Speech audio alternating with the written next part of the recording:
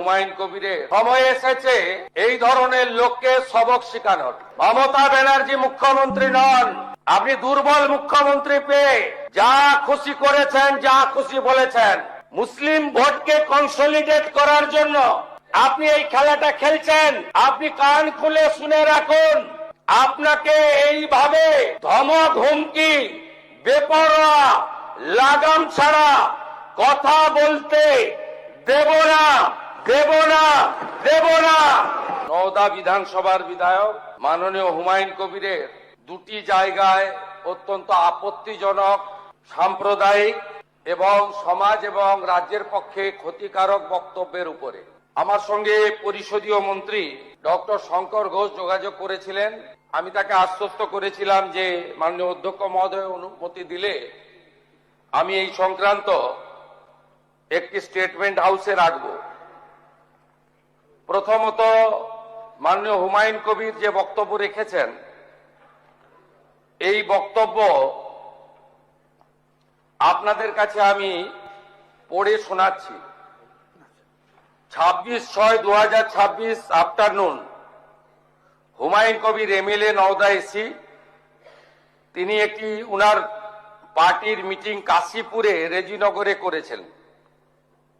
সেখানে তিনি বলছেন, এই যে অনামিকা ঘোষ, সে ভোটে হেরে মনে করছে আমি এমএলএ, এখানে ভোটে হেরে বিজেপি মনে করছে আমি এমএলএ, এখানে এখন আস্ফালন করে বেড়াচ্ছে।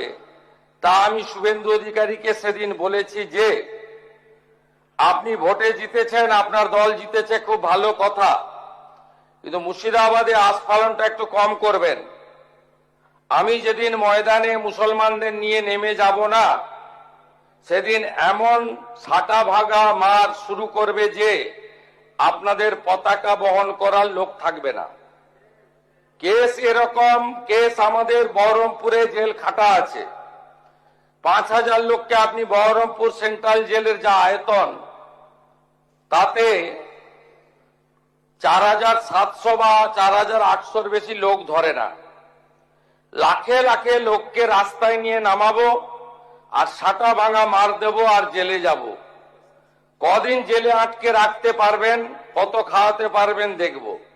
লিমিট যেদিন ক্রস হয়ে যায় না, মাথাটা যেদিন গরম হয়ে যায়, সেদিন আমি এসপি বুঝবো না, চিফ মিনিস্টারে বুঝবো না, আর কে কোথায় থাকলো আর কে কোথায় থাকলো না ওসব বুঝবো না। আমি নিজেই নেতৃত্ব দিয়ে দাঁড়াবো। এটা একটা ইনসিডেন্ট 1। ইনসিডেন্ট 2, শক্তিপুরে দুয়ারা ঘাটে 8 তারিখে, সেখানে উনি বলছেন ভোটের আগের দিন আমার নিজের ভাইপোকে অ্যারেস্ট করেছে এই ওসি। এই আমি তো ভাষা বলতে পারবো না। এই বাচ্চাকে আগে দেখব, তারপরে ভাষাটা আমি অমিট করছি। এই বাচ্চাকে এমন শিক্ষা দেব, এর বাবা 14 গোষ্ঠীর নাম ভুলিয়ে দেব। এ লালগোলাতে 500 মুসলমানের লাইফ শেষ করে দিয়ে এসেছে। সত্যভাবে বলবো, এই ওসিকে এখান থেকে সরানো শুধু না, একেবারে অকেজো পোস্টিং দিতে হবে। যদি না দেয় 10,000 লোক নিয়ে থানা ঘিরে একে কলার ধরে থানা থেকে বার করব, পারলে আমাকে রুখে নেবেন। এই দুটো ইনসিডেন্টের পরে আমার মনে হয়েছে যে এনাফ ইজ এনাফ। সময় এসেছে এই ধরনের লোককে সবক শেখানোর। আপনাকে আমি পরিষ্কার বলছি, মমতা ব্যানার্জি মুখ্যমন্ত্রী নন, আপনি দুর্বল মুখ্যমন্ত্রী পেয়ে যা খুশি করেছেন, যা খুশি বলেছেন। আমি আপনাকে বলে গেলাম, আমরা দুটো এফআইআর স্টার্ট করেছি। Rejinagar PS case number 219/226, dated 26/6/2026, under section 152, 192, 196, 197, 224, 299, 351 within bracket 2, 352, 353 of the ভারতীয় ন্যায় সংহিতা। ইনসিডেন্ট নাম্বার 2তেও আমরা শক্তিপুর পিএসএ 176/226-এ আরেকটা কেস ইস্যু করেছি। সেই কেসেও আমরা ভারতীয় ন্যায় সংহিতার সমস্ত সেকশন লাগিয়েছি এবং আমি আপনাদেরকে অ্যাসিওর করছি এত বড় ক্ষমতা আপনাকে কেউ দেয়নি। আপনি মুখে যেগুলো বলেছেন, আপনাকে আমি বলে গেলাম, আপনি কেন করছেন আমি জানি, আপনি কেন করছেন রাজনৈতিক কারণটা আমি জানি। আপনার এজেন্ডা 2 ছিল। 1 এজেন্ডা ভরতপুর, রেজিনগর, নওদায় সব নির্বাচিত পঞ্চায়েত যে দলেরই হোক ভেঙে আপনার পার্টিতে নিয়ে যাওয়া। আপনি সেটা করতে পারছেন না। আর দ্বিতীয় হচ্ছে আপনি 2টো সিটে জিতেছেন, নিয়ম মেনে একটাই রিজাইন করেছেন রেজিনগর। আগামী 2-3 মাসের মধ্যে উপনির্বাচন হবে, আপনি আপনার ছেলেকে জেতাতে চাইছেন।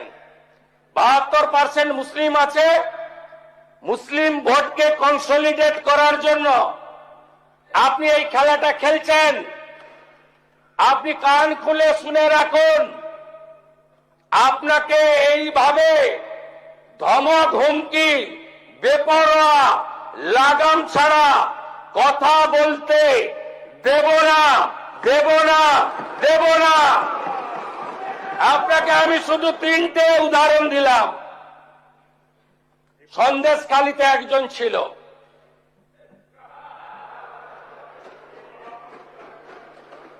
2024 1 জানুয়ারি বলেছিল তৎকালীন বিরোধী দলনেতা এলে তার হাত কেটে পায়ে, পা কেটে হাতে লাগাবে আর চামড়া ছাড়িয়ে মেদিনীপুরে পাঠিয়ে দেবে। ওর অবস্থা কি হয়েছে সবাই দেখেছে। একই টোন ছিল। আরেকটা জীবনতলার গুন্ডা ক্যানিং ভারত, ওর অবস্থাও কি হয়েছে দেখতে পাচ্ছে সবাই। আরেকটা পুষ্পা ঝুঁকে গায়ে নেই,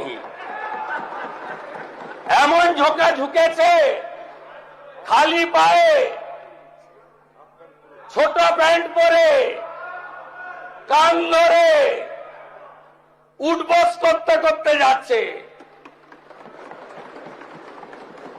আপনাকে আমি বলে গেলাম পুলিশ তার ব্যবস্থা নেবে। আর আমি 1 সপ্তাহ পরে মুর্শিদাবাদে যাচ্ছি। আমি প্রমাণ করে দেব ভারতবর্ষের সংবিধান, আইন শেষ কথা বলে, কোন বাতেল আবাদ শেষ কথা বলে না। আপনাকে সংযত হওয়ার, সতর্ক হওয়ার, এই ধরনের কথা প্রত্যাহার করার এবং ভবিষ্যতে এই ধরনের কথা বলার আগে 25 বার ভাবার হুঁশিয়ারি দিয়ে আমি সবাইকে আশ্বস্ত করছি। আপনারা ভাবছেন কেস হয়েছে, অ্যাকশন কবে হবে? যারা ওকে ডেকেছিল এই সভাতে তাদেরকে আগে তুলব, তারপরে আপনার কাছে যাব। যা করার করব, আমি আশ্বস্ত করছি আপনাদের।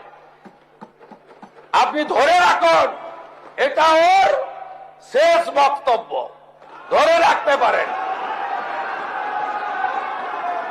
এই সরকার আইনের শাসন প্রতিষ্ঠা করবে, গুন্ডাদের শাসন সমাপ্ত করবে, নিশ্চিন্ত থাকুন। সবাই ভালো থাকবেন, ধন্যবাদ।